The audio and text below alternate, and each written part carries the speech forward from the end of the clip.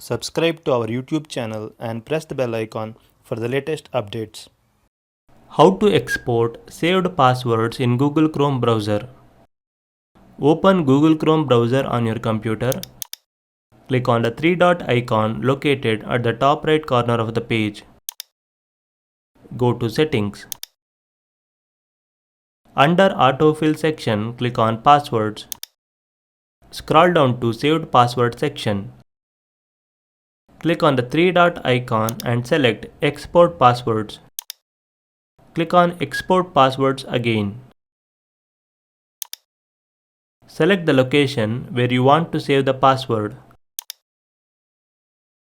Click on Save. That's it. File is successfully exported. This is how you can export saved passwords in Google Chrome browser. Thank you for watching.